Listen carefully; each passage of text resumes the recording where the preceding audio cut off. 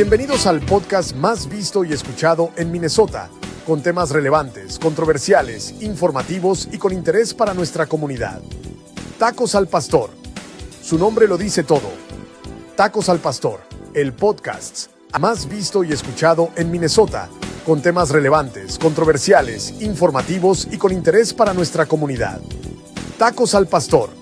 Su nombre lo dice todo. Tacos al Pastor, el podcast.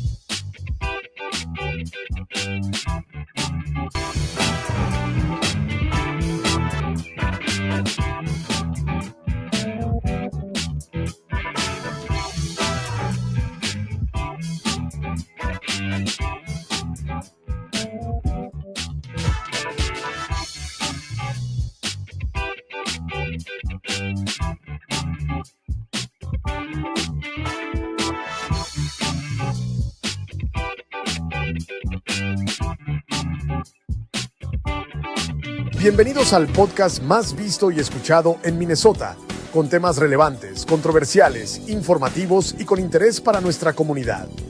Tacos al Pastor. Su nombre lo dice todo.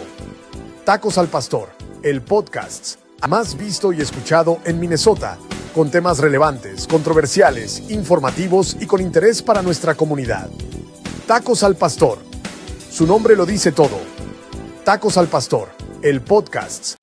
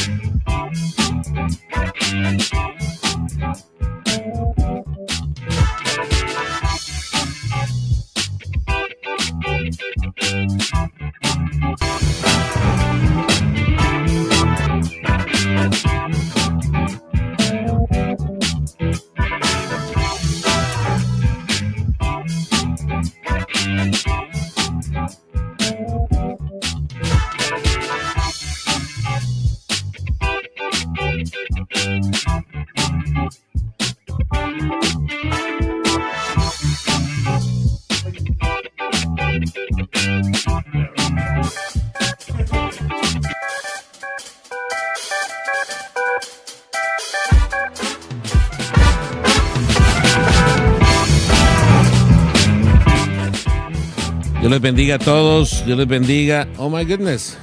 We have, is that right? Like 2,500 people? That's what it says? Victor? Well, open your cell phone, man.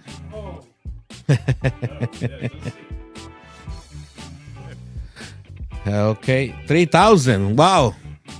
Bueno, bienvenidos a todos los que están conectados. Soy el pastor Sergio Amezcua y estamos aquí en el podcast Tacos al Pastor, anteriormente conocido como el podcast ¿Qué pasa en las Twin Cities? Y próximamente vamos a hacer un rebranding, Víctor. ¿Cómo la ves? I like that one right now. Vamos a hacer un rebranding. Okay. Ahí había un pequeño de conflicto. Hay un podcast en Texas que se llama igual. Mm-hmm. There's a podcast in Texas that has the same name, and we're going to rebrand the podcast. You should just make the El Pastor kosher. Just say Kosher. Pastor. I like that, man. I like your thinking. Bueno, yo sé que no hacemos un podcast. Le mandamos un saludo a Ricardo Manjarres. Ricardo hace el podcast con nosotros. Bueno, hacemos este podcast juntos. Este es un podcast especial, un podcast diferente, y es por eso que estamos acá. Quiero presentar primeramente, tengo dos invitados de lujo. So we have two special guests today. So the first one is Yossi. Yossi, how do you pronounce your last name, Yossi? held, like I held El Pastor taco. Así que le damos la bienvenida a Yossi. Bienvenido, Yossi. How are you? I'm doing well. How are you doing? I'm doing great. Thank you for being with us here. Thanks for having me.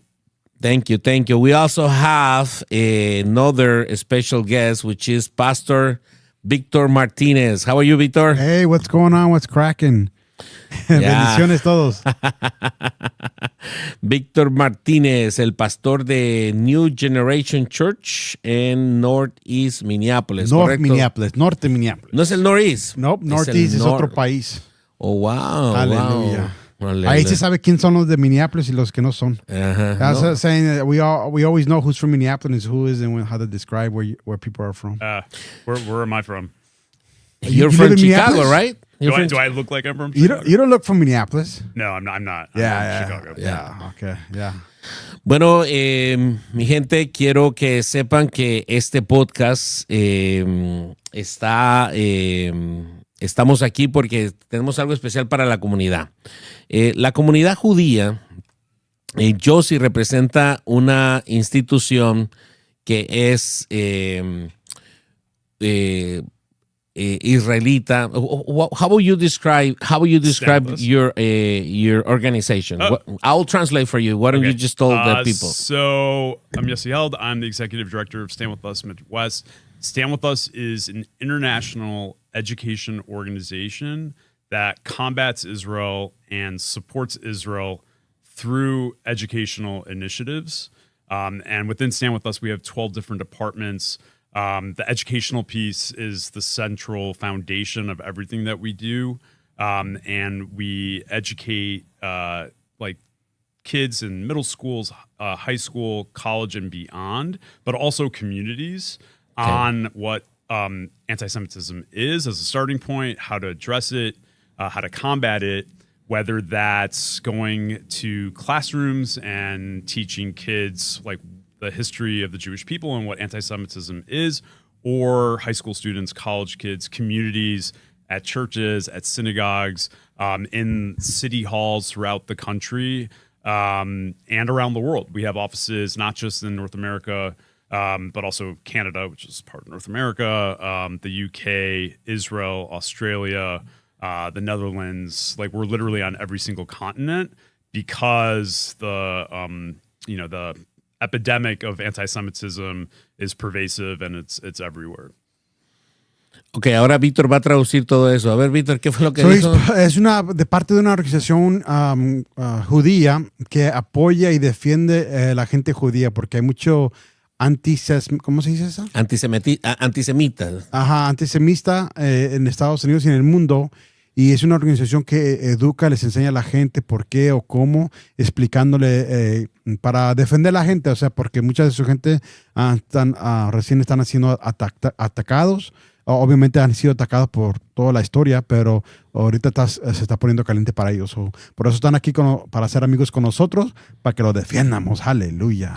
Y es importante que usted sepa, que usted que está viéndonos, que yo siempre digo, Yossi, I always said during Metro Search in Minneapolis that we were the new Jews in a way that we were being discriminated because during Metro Search it was racial profiling. They were arresting people. Víctor knows a lot of people, and technically, I just identify with obviously your community, with the Holocaust, with the discrimination here and all over the world, right? So ellos se identifican mucho con nosotros porque la comunidad de ellos tiene años, tiene décadas siendo discriminada en todo el mundo. No, I got calls like that too. I did during Metro Search. I got calls from Jewish people. Really? They're like, this just feels so weird that you guys are going through this, because it's kind of like trauma for them, like them seeing, like getting gassed and getting beat up, and just and being Jewish people would call me. profiled. Yeah, and I was like, I didn't want to say anything because I'm like, I'm not trying to compare, to 4,000 years. No one should to, ever compare grief and like that feeling of being othered and. But when they would say it to me, it landed differently than anybody else would say it to me. Yeah, I mean, I'm not wearing like a yarmulke right now, but if I was and I was in a certain neighborhood of Chicago, like you would easily identify me as being different, as being Jewish. Mm-hmm. Same thing with like the color of your skin or your features, and that was Your height. What? Your height. Like just the way you look. And so like back, during the Holocaust, even before the Holocaust, Jews were easily identifiable, especially the men, because they had to, wear a yarmulke.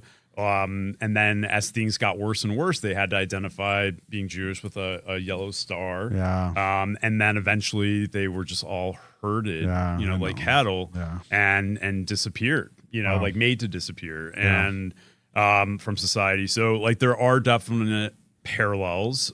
Jews have historically, since the fall of like the second temple being destructed, have been these minority groups in other countries because they have had to immigrate like to various countries. And so there are lots of parallels. Like my maternal grandparents immigrated to the US in like right after the Holocaust. I think it was like a year afterwards. Oh, wow. And had to start their whole lives over with nothing. And so there are lots of parallels of like between the Jewish people and the Latino community, like of coming, especially here to this country, which is very unique, but also similar to like immigrating to other countries where you have to start anew and assimilate into a new culture, a new society.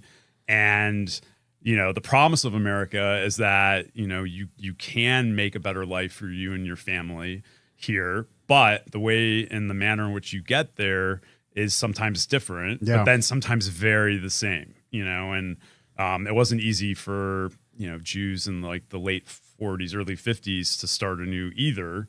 Like there were plenty of, areas where Jews cannot buy homes, or, if they had money, they couldn't go to XYZ country club. I mean, my family never went to a country club, but there was one near like, it's now I think a public one, but it was private at one point, and they didn't allow Jews or black people or any other non-white-ish people to become members. And I think it was actually written in the bylaws until like the 60s, maybe late 50s. So like, after anyway, so now I'm going off tangent, but there are lots of parallels for sure, especially recent events here in Minnesota, which were horrible. Yeah. So you in Chicago experienced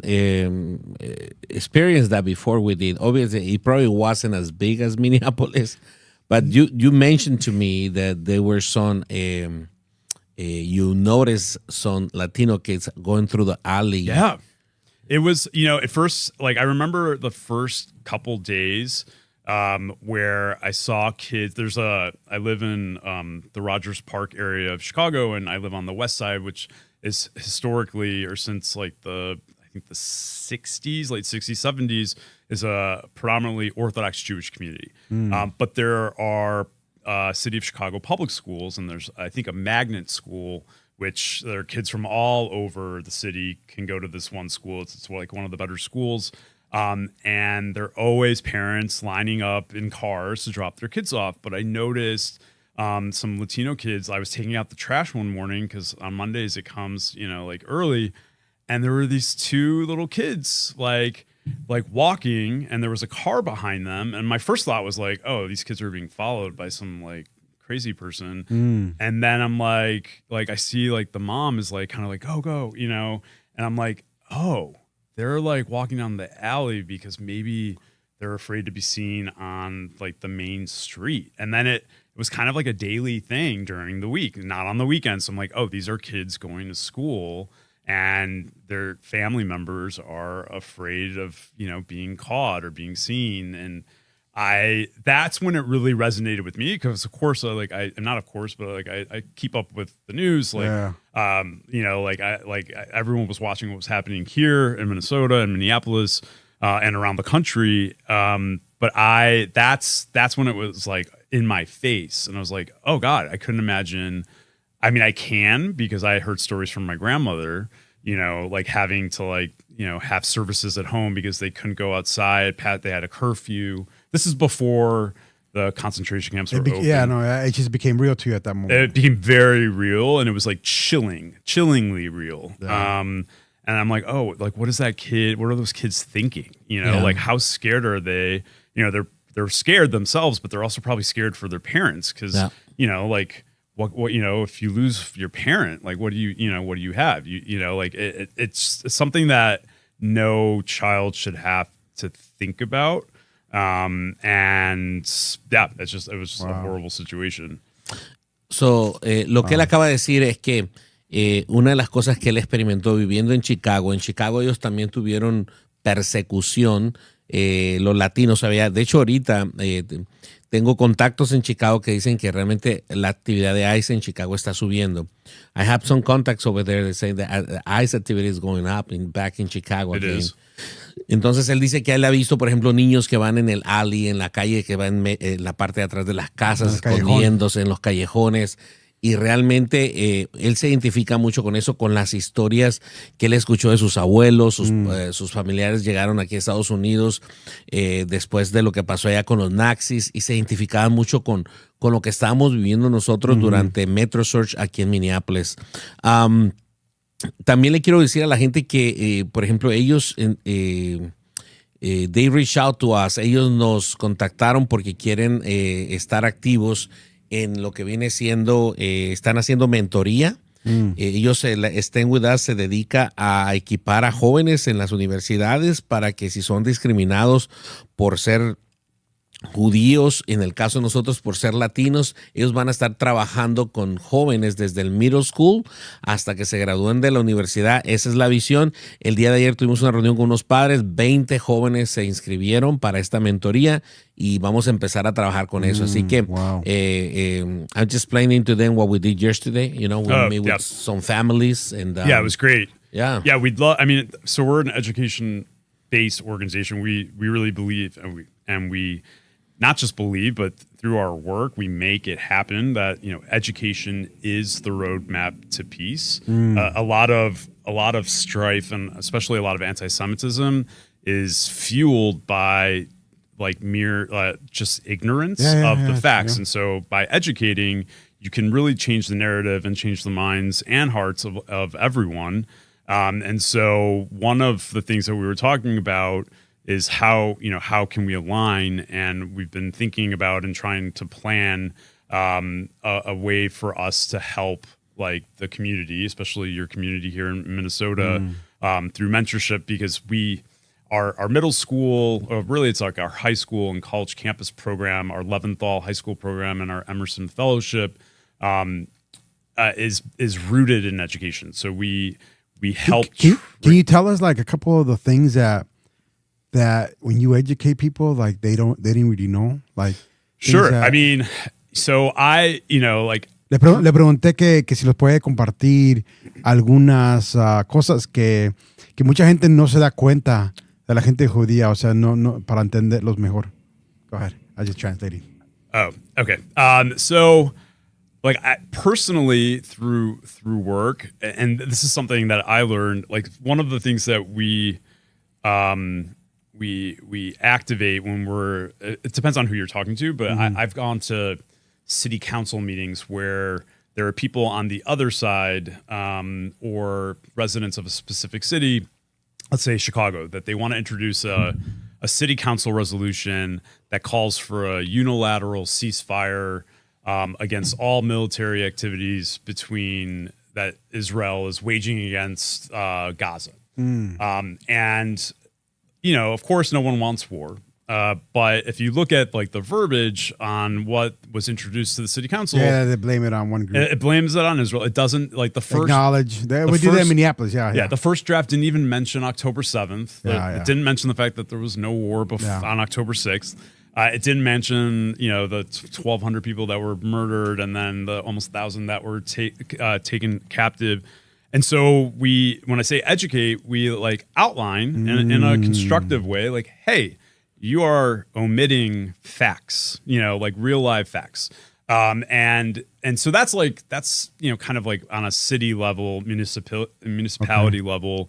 That goes like we do work on the federal level too, but also like going back to like the next generation. But people, council members that do stuff like that, is it more out of ignorance or is it more out of like just trying to appease a certain group of people? I think it's a little probably, unfortunately, of both. Really? I think some are uneducated to the facts and have their own, maybe internal biases towards Israel or Jews in general. And then some are just unaware. But that's, I would say, a small percentage. I think there's more of a situational hybrid kind of situation where they, city council members are politicians in a way. I mean, they are, and there are bills that they might need votes for. So sometimes, a politician will sign on to a bill of a fellow council member or representative because they need a vote for their own bill, and unfortunately, I think that plays into it. But there is like a glaring misinformation or not even so much misinformation, like a malintent informational war going on. And if we want to talk about Iran, we can get into that, but that also plays into like the apparatus of terror where there are state-sponsored countries pushing misinformation on the internet, and most kids, especially, and a lot of adults are getting their news just from their phone. Yeah. And if you're constantly seeing, and that's what I told Rebecca. I told her that, like, I know about the Jewish people and kind of history because I grew up in the church, and Latino churches were always. We never looked at Jews as like bad people. We just saw them as like cool, like group. Like I didn't know any personally. I never had a friend that was Jew, and so I told Rebecca, "You're the first Jew that I already know." Like, I mean, Jacob Fry, our mayor's Jew, but he was when I first met him, he wasn't really like bold about his faith until after I met him. I'm like, "Hey, man, you know you're going through a lot of stuff. You might want to kind of get back to some of your." And so now he's more public about it. But it was like before, nobody wanted to really talk about Jewish stuff on social media. And I'm 40 years old. 80% of my news is from social media, and I don't see anything about any Jewish nothing. The only thing I see is about the history. You need to follow Stand With Us. Okay. Is it good? Yeah. At Stand With Us. Yeah. So le estaba diciendo de que muchas veces no sabemos de los judíos como la gente más joven porque no los vemos en las redes sociales. No los vemos activos y la juventud no sabe de lo que han pasado su gente y el racismo que han tenido. Y se le digo que no los veo en las redes sociales. Are you Stand With Us on TikTok? Yeah, I think we're on every single platform. Yeah, we were created to literally fill that void of misinformation. So we're a 25-year-old organization. Most of actually everything that we do is online. So we have lots of informational packets, like thousands. I'm trying to right now. Look, I'm looking it up right now because I didn't even know, and I like to think I'm somewhat educated. And there you are. Look at that, man. Yeah, we have there you go. You got a new follower. Hey, nice. Un nuevo siguiente. So Stand With Us. Lo pueden buscar en las redes sociales. And is it only in English? I'm assuming. No, you got it different. I handed out informational packets yesterday in Spanish that we had in our office, and Honestly, I was like, even starting to stand with us in Spanish, like a Spanish version. we have. I mean, we have an office. Oh my gosh, Really? Come on, look at this. Yeah, and Le estoy diciendo que si tienen estas cosas. Yeah, no, we have en español. We do have one in Spanish, actually. I mean, I could probably find it. Oh, cool.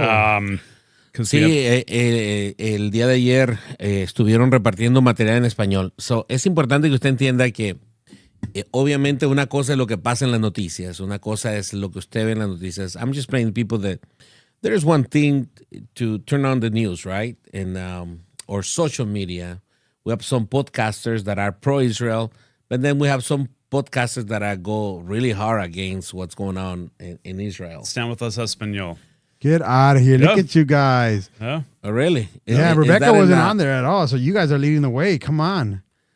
Yeah. I mean, I'm following it now. I wasn't following. So I don't know how to. I don't speak You gotta Spanish. give us some love, baby. Give us some love. The next time I come, I'm gonna know more. As a Jew, you were born in the United States, right? Born in the United States. How do you feel about this work in Iran? Like, what's your perspective? So Boom, just boom, boom, people boom. understand. So It's gonna be hot now. Se va a poner bueno esto. A ver qué va a decir de la guerra. It's. I think I know I have like a Maloo. Am I on a ticker clock? I hear a bird chirping. No, it's just something okay. I'm like, oh God, how long do I have? So how do I feel? So I don't know that I'd feel any different if I wasn't born in the U.S. I was born in Skokie. I think I mentioned earlier, my mom's parents are...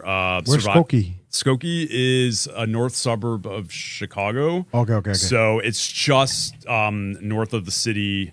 There's actually like a Chicago Transit Authority train that goes to Skokie. It's the last train that goes as far north as the CTA goes. Got it. It's like the last stop, but it's pretty close to the city. It's like 8 miles or so from downtown.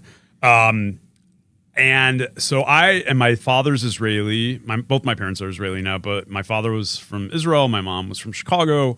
Growing up, I always knew and was taught that, there were lots of Persian Jews that lived in Iran up until the revolution in the late 70s. And some of the kids that I went to elementary school with and high school with were the children of parents that fled Iran during the revolution because you could not be Jewish in Iran. Really? No, I didn't know that. Until it came to power. So, so that was my initial basis for any thoughts or feelings that I had about Iran. And as I've gotten older, and as Hamas and other groups that live in and around the state of Israel have grown in their terror, like there's a clear line between the funding of Hamas and Iran and Hezbollah and the Houthis and a whole host of other actors. All that state-sponsored terror comes from Iran. So what I think about what's happening now isn't so much about what's happening now. It's about what I've learned through the course of my 4+ decades on the planet. There's some bad actors in Iran. They're not all Iranians are bad, but the government was and is still a state sponsor of terror, and not just towards Israel. But they're cheering death to America just as often as they bomb the ships. Yeah, I still remember a lot of that stuff. Yeah, I mean, and it's nothing new. It's more of an old problem that has never gone away, and now everybody just keeps trying to appease them. Hopefully, they change their ways. Right, but they're unfortunately, I don't think it's that. Working? Yeah, I don't think they'll ever give up their pursuit. As an organization, that's my personal view. As an organization, we don't delve into governmental or political affairs in either Israel or the U.S. and in any country that we work in. We really just focus on education, our education, our mission. You know what you guys should do, and I'm going to give this to you for free. Okay, I love free there advice. There are so many Latinos that have, I did the ancestry DNA thing. Okay, and I came out to be 2% Jewish. Hey, and I started researching more. My grandma, her last name is it comes from Oliveros. Okay. And I researched more, and that last name came from the Iberian Peninsula. Oh. And so that, from what I understood, was that when the Jews had, they didn't have a last name or something, and so they were trying to make them Christians, and they changed their last name to like a last name that was like their work that they did. And so Oliveros, from what I read, it came from like olive growers in the Iberian Peninsula. Interesting. And so I'm like, wow, I wish I could go somewhere and get information about this, because I think there's a lot of people out there that actually have some in them, and it'll cause this curiosity for them to dig into more information. But there's nowhere I could go to actually get that myself. That's so interesting. I think I mentioned yesterday, or maybe at some point, one of my brothers married a woman. She's amazing, Natalia. She's originally from Puerto Rico, but she has ancestors, family from Spain, and her maiden last name is Calderon. But she found out that she converted to Judaism a couple of times. She first did conservative and then Orthodox. But it turns out that she had relatives that were Jewish, that then converted to Christianity. So it goes both ways, I guess. Yeah. And I think just that's so cool, because then you're like, oh, wow, that's kind of, Bueno, if you look at the way we look, we can easily go by in Middle East, ourselves. I mean, give me a month and a half and I will be a lot darker. It's people talk very nice. Well, people talk to me in Spanish all the time. I went to Florida. I'm like, no habla, but especially in the summertime, because I get very dark. I was for 3 days in Destin, Florida, a couple weeks ago. Okay. And my hair and my face. You notice it when you get tan. You notice the gray more, for sure. So, para la gente que nos está escuchando, estamos hablando con Yossi. Si usted se acaba de conectar, Yossi es el director ejecutivo de StandWithUs. Y StandWithUs es una organización que combate a las personas que discriminan a los semitas o a los judíos, que realmente debería ser a los not just Jewish, right? It should be like for the Hebrew, for the whole community, right? Yeah. For some reason, was one tribe that stands up for now in the worldview, but él defiende, él entrena estudiantes en las universidades, él mentorean, bueno, no él, o sea, la organización de él. Y ellos, tenemos un proyecto aquí en Minneapolis donde estudiantes universitarios que van a ser incentivados por StandWithUs van a darle mentoría a estudiantes latinos aquí en Minneapolis para que se eduquen y para que se protejan en contra de la discriminación con todo esto que está pasando acá con ICE. So, Yossi, I just want to thank you publicly because I think this mentorship program, it will help our community in a big way, because obviously not everybody, I really believe like mostly 80 to 90% of people in Minnesota are against of what ICE was doing. But there is another 20% that they probably agree with what they were doing. And when they go back to school, they're going to be facing some challenges, just like your community has, faced challenges. Yeah, it'll be interesting to see what happens come, the fall, especially. I mean, hopefully things will continue to die down, but there's inherent challenges, especially when you bring groups together with opposing views. I think we also talked about this a little bit yesterday. Like, I grew up in a very secular, but very tight-knit community where I knew a lot of the same kids my whole, like, from kindergarten until my senior year of high school, because I went to like Jewish day school, and then I went to like a Jewish Orthodox high school. And it wasn't until college that I met friends that were not Jewish. So it was like, it was almost like coming out to like this new world that I never really thought about it until I was in it. And I never really experienced anti-Semitism except for a couple times, hearing someone scream, like Jew boy, because I was wearing like a yarmulke, and that like once or twice, growing up. And then when I went to college, I wasn't wearing a yarmulke because I wasn't as religious, but my name is Yossi, which is Hebrew for Joseph. And whenever you meet anyone in college. You're Hebrew from Joseph? Yeah, so Joseph in Hebrew is Yosef, and then Okay. short for Yosef is Yossi. It's kind of like Joey. So we can call you Jose. You can call, I'm Jose. All right. Yeah, I'm Jose. What? I'm Jose Chai. My middle name is Chai, Chai, but it means life in Hebrew.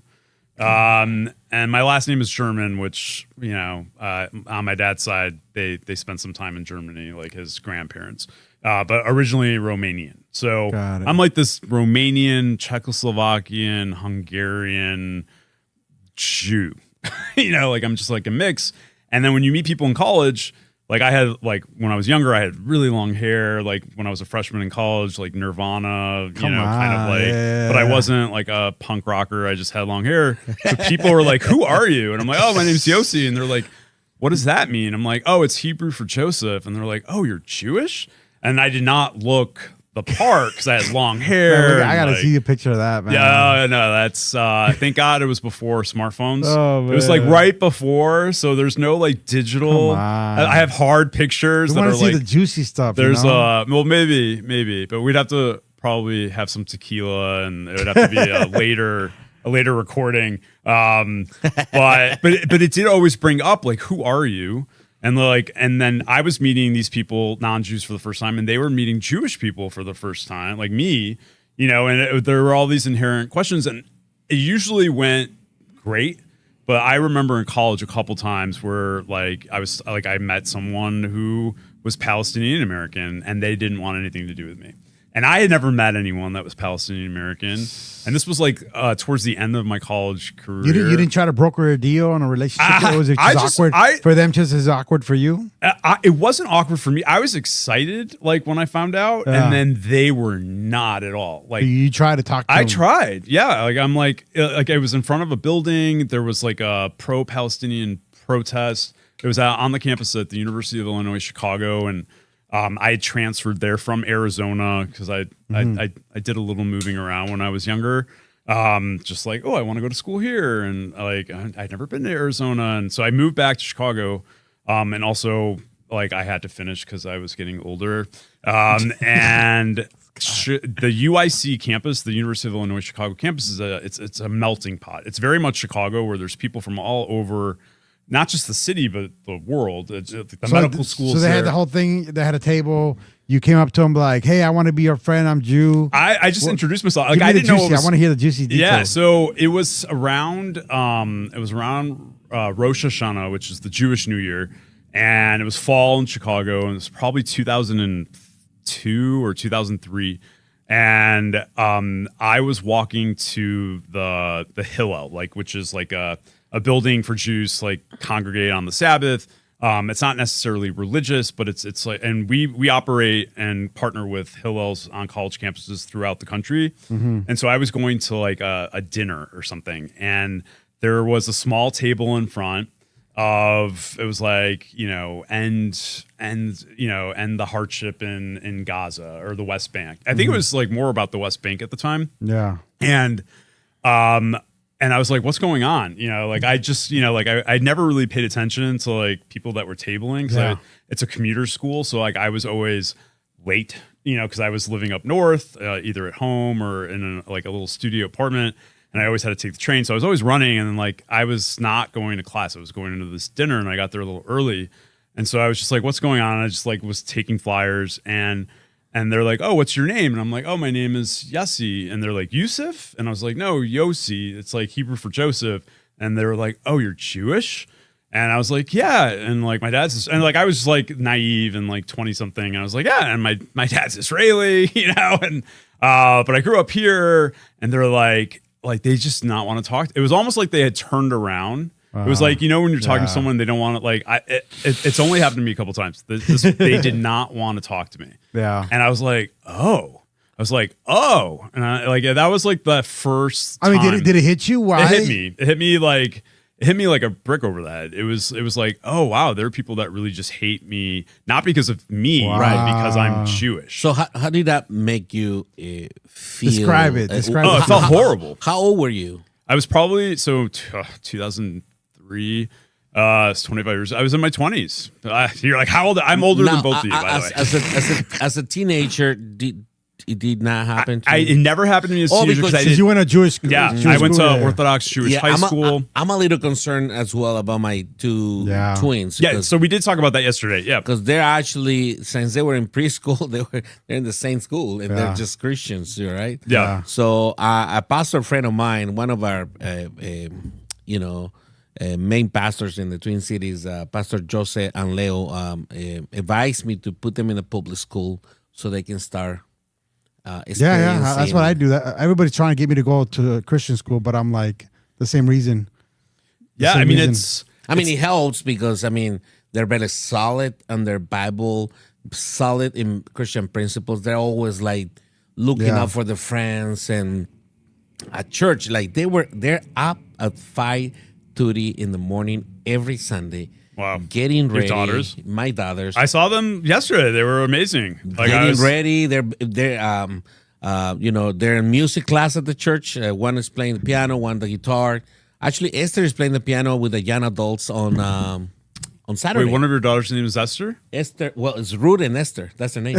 Ruth and Esther. Ruth and Esther. So Esther, Esther is from the Purim holiday. Yeah. Do you know that holiday? Yeah. Okay. Yeah. Wow, that's in our Old Testament. There's 2 books, right? Yeah. Ruth and Esther. So we got the name out of them. Okay. It's a beautiful name. Yeah. I had an Aunt Esther. It's amazing. If you were to do it all again in the education, you had a say in it, would you have done it differently? So it's interesting that you say that because I didn't go, like all my siblings ended up going to Evanston Township High School, which was, I grew up in Skokie, but we lived on a street where one side of the street was the Evanston School District and the other side was Skokie. If we went to public school, and we were on the Evanston side, we were on the east side. And so my sister refused to go to the high school that I went to, which is an amazing high school. It's called Ida Crown Jewish Academy. It's an Orthodox high school. I went there all 4 years. My mom and her sisters went, many of my cousins, and now their kids go there. But if I had to do it all over again, I do wonder what going to public high school would have been like. But all of my friends went to Ida Crown from the middle school that I went to, Solomon Schechter Day School. And so I don't know. I know Evanston had a swimming team, and that was the only sport that I was actually good at. And so like I missed that, but like that's it. And like, cause my high school didn't have a pool, didn't have a tennis court, it had basketball. I feel like when we shelter kids a lot, like just like any parent, I want to protect my kids from her getting hurt or whatever. But like my 12-year-old, or my oldest, I started letting her go to the store inside while I wait outside by herself, like at age 9 and 10. Okay. And my wife hated that when I would get home. Like, what'd you do? Especially, I live in North Minneapolis, which is considered kind of the rougher area of the state, right? And I would let her do that, and she would get nervous. And now, in my 8-year-old, I had him do it at 9, and they're like, he's like, the cash register lady's like, "Are you here by yourself?" It's like, "No, my dad's outside." I don't know how to count. Is this the right amount of, and because I worry about those moments of like so protected, and then when you go, because I was even though I went to a public school, my parents, my mom, and the church I went to was extremely conservative. It was like only wear skirts for the women. Almost covered their hair sometimes. And my mom used to wear like a doily. I couldn't go to a sports event because it was worldly. Like I was really strict, and so I stayed away from a lot of stuff, and I felt like it made me like scared of other people. I didn't know how to react. That's interesting. I didn't grow up quite like that. I feel like my mom and her sisters grew up like that because her parents like survived the Holocaust and lost like most of their siblings, all of their aunts and uncles, their parents. Like my mom and her 4 sisters didn't grow up with grandparents on either side because they were killed. Yeah. So they grew up in this like bubble like that they created where they had everything that they could possibly need because they didn't have to go to like a store on their own because their parents were so afraid as being like immigrants to this new country, like don't trust anyone except they had to make a business and had to make money and had to live in the community. But that was like my grandfather's job to be the outward facing, and like the mom and like the kids they were really like protected because, and rightfully so, like I couldn't imagine like growing up without my parents. Like my grandmother was, I think she was like 14 or 13 when she was put in Auschwitz. So like, that's like something that no one should know from. Yeah. But then like, I respect your perspective. Like, hey, like you want the best for your kid. And I have a brother who's like homeschooling his kids. Oh, okay. Yeah. And so it's like the opposite end of the spectrum where it's like, they obviously go out and like, but I was so worried. I'm like, oh, they're not going to have those interactions with other kids. That was my first thought, but there's like a homeschooling pod system. My nieces here in Chicago, like, they know things that I don't know. They like, they open up an encyclopedia or a dictionary and like, that's how they learn, like every day they're like learning new words. I'm like, what did you say? I'm like, it's amazing, so. But going back to being fearful, like, you want to protect your kids in the next generation, but also like it is a scary world. How do you empower your kids? That's what you're doing. You're educating and empowering people to defend themselves or and so that's what I do, like through work in our various departments. Like throughout the Midwest, StandWithUs has high school and campus fellows and interns on college campuses, on high school campuses. We have a virtual K through like middle school program for early education.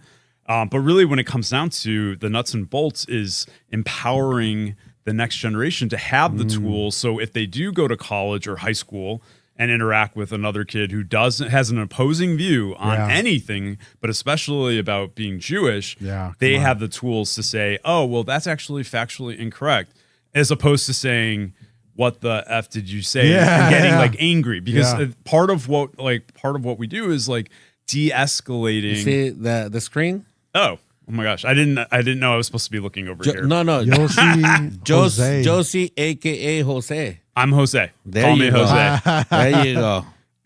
We're going to send these to Alex. Alex is watching the podcast. Why don't you say hi to Alex? Yeah. Hi, Alex. Yeah. He likes your Jose name. Hey. I like my Jose name. I'm going to get a hat that just says Jose. I'm going to wear it. There people are going to be like, is that your name? And I'm like, yes, it is. Come on. It's also Yossi. Yeah. So funny, in Hebrew, my Hebrew name is only 4 letters. Like the short for, actually, like Yosef.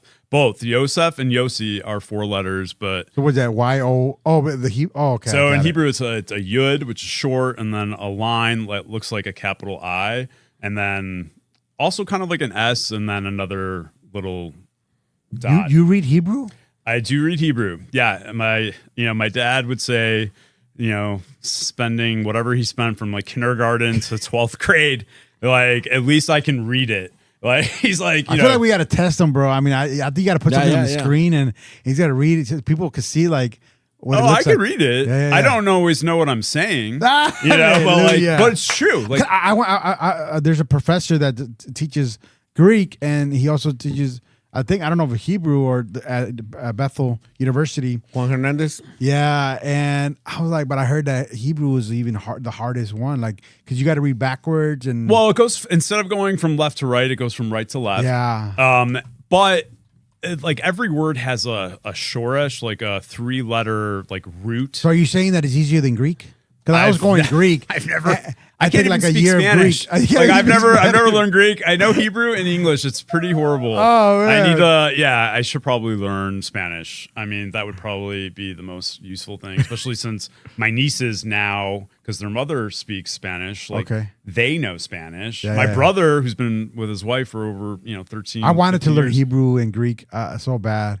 And I learned enough Greek, but then they scared me when they said it was harder. You teach me Spanish, I'll teach you Hebrew. Hallelujah.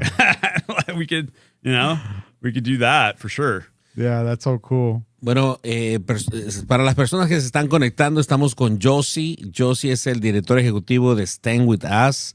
StandWithUs es una organización pro-Israel, es una organización que le ayuda a los jóvenes judíos que son discriminados en las universidades.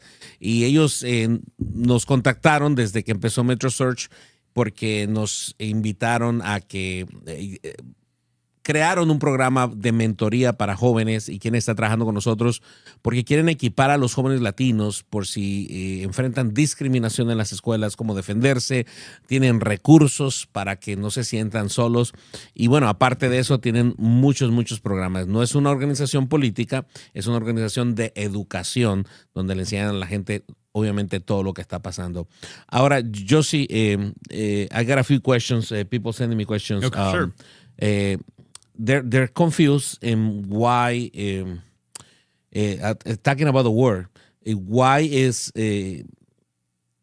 Israel attacking Lebanon? Because they do not understand that part. Can you educate us on that as well? So in Lebanon, in the south of Lebanon, which borders the north of Israel, there is an organization called Hezbollah, which is a terrorist organization that is funded by Iran.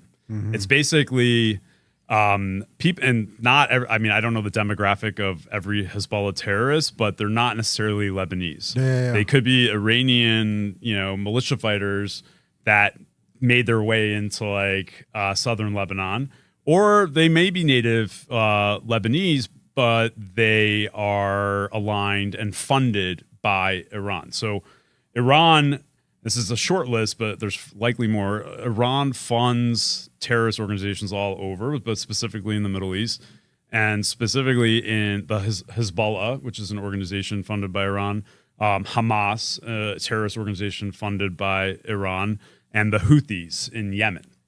So every now and then you hear about bombings in Yemen or rockets being shot at Israel. And this has been going for a while. It's been going on Iran's been at this game for like. Why was there such a stomach for it? Like, if that happened in the U.S. and Mexico would be funding terror organizations, we wouldn't put up with it at all. Why? Excuse my ignorance, but why would Israel put up with that for so long? Why would it hasn't been putting up with it? There's politics involved. So Iran has a lot of oil. Yeah. And so they're a global supplier of a lot of oil. There's Strait of Hormuz, which you guys have probably heard recently. That's something You're not telling me that Israel gets oil from Iran, are you? No. I'm saying like, yeah, sure. It would have been really easy for Israel to just bomb not to borrow from Trump, but a complete annihilation, that would have been easier than trying to find a diplomatic solution, which Israel has tried. Yeah, it's been like 30, 40, 50 years. Especially since the revolution of 79. That's so why over 40 years. Yeah, that's why I never understood it. So it's there is almost 80 plus million people that live there. Yeah. The majority of which are not, terrorists, obviously. Yeah. And so it's complicated, but with respect to Hamas, Israel, everything changed on October 7th, but some people were like, oh, the signs were there that they were going to do something. That can be disputed. Like, it's not my place, and it's not like the mission of Stand With Us to critique a government's diplomacy. Well, in terms of the education wise, like why? Yeah, but so Hezbollah that has this crazy arsenal of rockets that are hidden in bunkers, southern Lebanon. And so when you hear about Israel attacking Lebanon, and in and around Lebanon, not just like the south of Lebanon, like they're attacking military commanders. They pretty much that whole beeper. I don't know if you guys remember the beeper mission, where beepers and phones were exploding. Like that was all mostly in Lebanon. And because Iran funds Hezbollah, which operates, and there are Hezbollah members that are part of the Lebanese government, but it's a very small fraction, but they hold a lot of clout because they get money, and that money is oil, and there's a lot of it. So it's a very complicated, situation that Israel has been operating and navigating. It's not as easy as just like wiping everyone out, because you can't do that without killing innocent people. Why don't we just do what we did with Panama Canal, which is like, hey, go get it? And today Trump announced that he's putting a blockade on the Strait of Hormuz, which is 20% of the world's oil. But it's not 20% of the U.S.'s oil. Because the U.S. now has Venezuela and it has its own. Well, U.S. doesn't get any oil from there, right? No.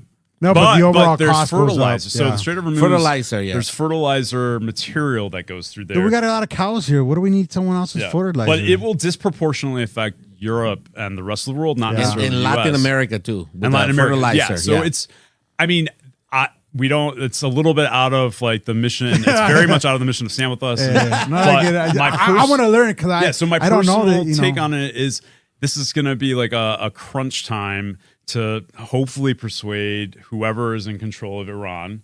It's still, the remnants of the past Ayatollah, to persuade them to basically agree not to pursue a nuclear weapon, and join hopefully the global order. It's almost like a mentality that has to shift, and it has to be like a level shift for whoever is running Iran, and sometimes it's questionable, but like right now they didn't agree to the last terms of like that. I almost see the group in charge in Iran as like the Japanese before we bombed.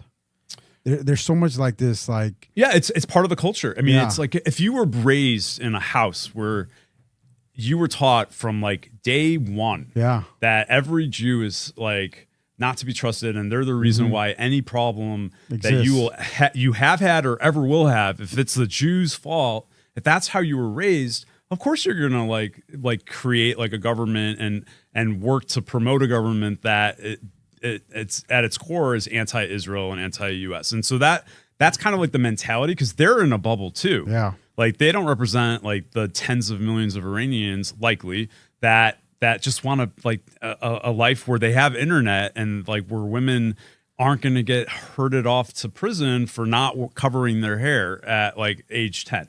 Like there are certain laws, Sharia law, it's very black and white. There's no middle ground there. And so are you aware of the 35,000 Jewish community in Iran? The ever shrink. I mean, I don't even know if it's that much these days. It used to be the most robust Jewish population and community in Iran before the revolution. Like there was a very large Jewish, but over the centuries. I was watching the news and they were saying that, and you can't trust everything that's in the news, but apparently like up to today, they have 35,000 Jews in Iran. And I believe they're free to go to their synagogue. Is there that was line? I think there was one synagogue in Tehran that supposedly was just destroyed, and they're blaming Israel for that too. I don't know that Israel would have targeted a synagogue anywhere in the world or a church on purpose. But I would have to look at that information. I thought it was more like 3,500. I didn't know it was 35,000. Okay, that seems a little. I'm gonna chat GPT it. And I'll let you know. I mean, there used to be a lot more. Okay, and it used to be an open and free society. If you look at pictures from like Tehran, pre-revolution, I seen them. Yeah, it was it was a modern, very prosperous like you wanted to move there. kind of like Venezuela, like 20 years ago, right? Yeah, not. I mean, I think Venezuela will definitely bounce back, but and hopefully Iran will too. I think it would be great for not just the Middle East but the world if there were normal relations. I just didn't understand how so many, even U.S. presidents, how many of them like would give money back or just trying to normalize relationships when clearly that they're trying to destabilize certain places by funding. Like I just don't understand. I mean the deal where Obama handed back that money that was being held in the bank. Yeah, I can't speak to that. I'm sure educate me. There's obviously some calculus there. I think it was like an olive branch or two or a couple like that's what I'm saying. Like I feel like everybody's trying to just because like maybe they'll turn their way. They've not been shown to be trustworthy actors in any peace deal that has ever been like presented to them or made with them. There's always like these covert, like they say one thing and then do another.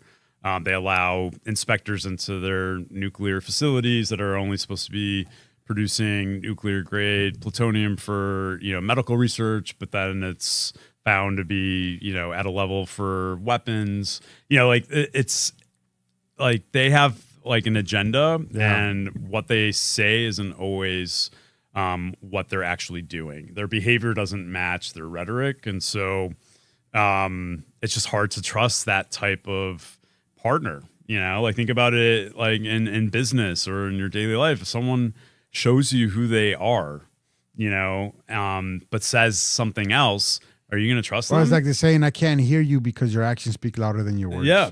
Like that's okay. You're saying like you're a nice person, but behind my back, you're doing X, Y, Z. Like it's like a fundamental human innate response where if someone crosses you once, they're likely going to do it again. You know, like the best predictor of future behavior is past behavior.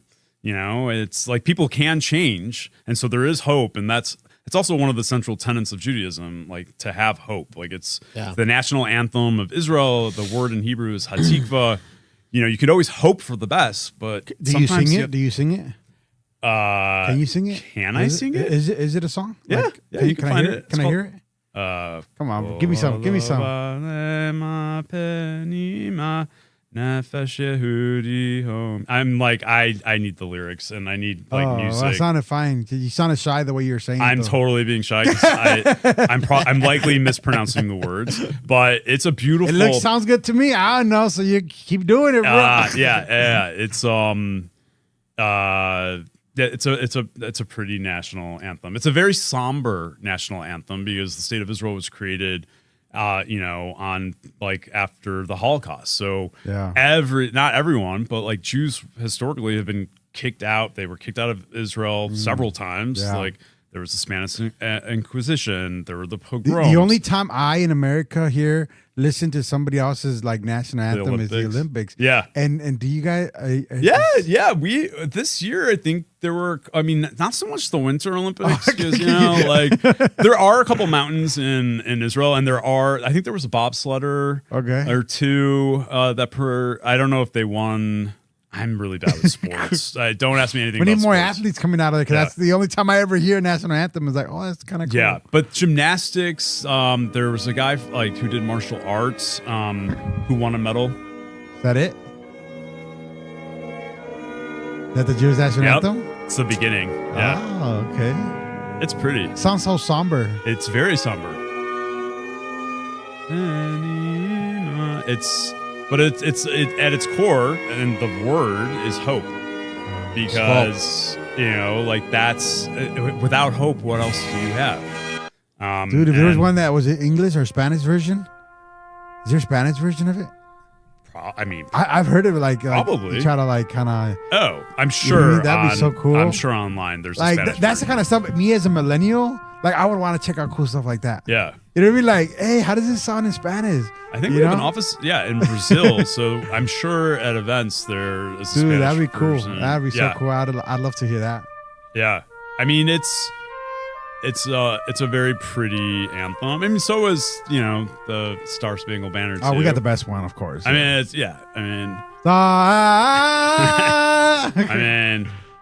like as a kid, it's the Olympics or the Super Bowl is, and at ball games. Super Bowl? Like where you hear the national anthem in the U.S. It's like either at every ball game you hear it. Yeah. Every major. But for me, like it's either like watching like a football game, like baseball game. This is the Mexican national anthem. A lot, not somber. Not somber. Do you know it, Victor? No, my wife knows it. I don't know it. I didn't grow up in Mexico. Wow, Victor.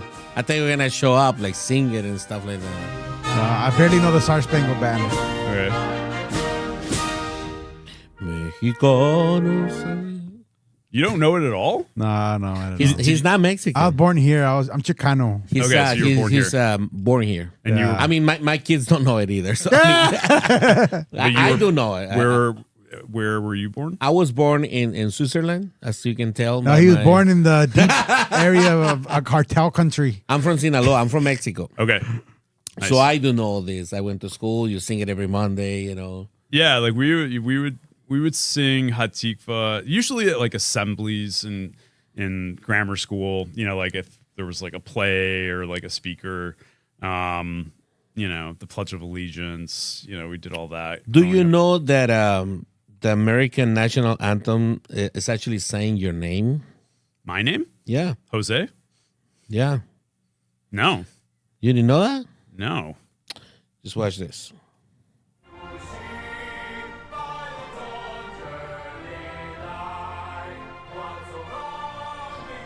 Let's go. Jose. Jose. Oh, man. Jose. Jose. Can you see? This guy's terrible. That's hilarious. Yossi, we've been on air for a little bit over an hour. Gosh. What would you like to say to people? Si usted se acaba de conectar, Yossi o José, en español, es representante, es el director ejecutivo de una organización sin fines de lucro que se llama StandWithUs, que ayuda a estudiantes judíos y ahora empezará a trabajar con estudiantes latinos aquí en Minnesota para que puedan combatir la discriminación en la escuela, en la sociedad, y van a dar mentoría para que jóvenes latinos puedan terminar la universidad, el high school y todo eso. Jose or Yossi, how would you like to close? What would you like? And let us interpret. Victor and I will interpret little by little what you're saying. Try to do phrases at a time. It'll be easier to interpret. Yeah. Okay. So go ahead, Joseph. So thank you so much for having me. Also, there are a lot of parallels between our two communities. Hay muchas comparaciones entre las dos comunidades. Judeo-Christian Cristianos, values judíos, valores. are intertwined in a way Están like mezclados. no other religion is, like literally. And so like our fundamentals and our passion for our families, La pasión para la familia, our congregations, las congregaciones, and empowering and educating the next y generation empoderando y educando a la próxima generación. is what ties us De together. los que los une más. And Stand With Us as an organization is happy and excited to work with your community here in La organización Minneapolis. Stand With Us, estamos emocionados de trabajar con la comunidad aquí en We need to Minneapolis. iron out some like fine points, but Vamos a arreglar unos detallitos, pero para allá vamos. we are so intertwined and so connected in ways that I think most people just don't realize. Estamos muy conectados, pero no nos damos cuenta qué tan conectados estamos. And I look forward to coming back soon. Y estoy emocionado de verlos aquí pronto. As long as I make it out on my flight. I don't know. But the airport's right here, so. Víctor, algo que quiere decir. Thank you, Víctor. Gracias por estar acá. Víctor es a good co-host, ¿eh? Yeah. Mándale un saludo a Ricardo, porque mira, a Ricardo ni siquiera le avisé. Porque Pero estado Ricardo muy no ocupados. celoso, él es el mero mero, él no necesita nada de flores. Ricardo es el mero mero. Mándale un saludito. Saludos, Ricardo, te amo. Y yo traje mi gorra de legendario, pero me gusta ver mi cabeza así bajita. Bueno, y a toda la gente, comparta este podcast. Es un podcast informativo, fue un podcast de emergencia. Mañana vamos a estar en vivo a la 1 de la tarde con Ricardo en el podcast normal. Así que comparta. Thank you everyone tune in for this podcast. Thank you, Yossi, for coming directly to meet with our community. No, thank you for having me, and thank your wife and everyone at the church for also having me. It was amazing. Absolutely. No, thank you. Pronto tendremos, probablemente, la próxima semana tenemos un evento con el departamento de policía en la iglesia. He said he's gonna have a police. Escort me to the airport? Yeah. Will Make they the call, return my bro. car for me? Make the call. And then, tenemos un evento con el departamento de policía en la iglesia el próximo jueves. Vamos a traerle más información en el podcast el día de mañana. No se va a poder transmitir nada de eso, pero si usted desea venir, contáctese con nosotros. Vamos a tener un evento ahí con todo el departamento de policía. Y bueno, vienen muchas cosas que le vamos a avisar mañana. DHH Operations sigue. Seguimos dando comida. Los lunes no, pero ahorita este mes damos de martes a sábado. Así que si usted necesita comida, puede pasar a la iglesia por comida de las 11 a las 3 de la tarde, de martes a sábado. Así que usted necesita comida, puede seguir llegando. Estamos distribuyendo aproximadamente 60,000 libras de comida semanalmente todavía. Dios les bendiga a todos. Thank you, Yossi. Thank you so much. O José, vamos a llamarle And in José. Hebrew, Toda Rabah and Shalom. Shalom. All right. I like shalom. Gracias. Compartan, por favor. Gracias.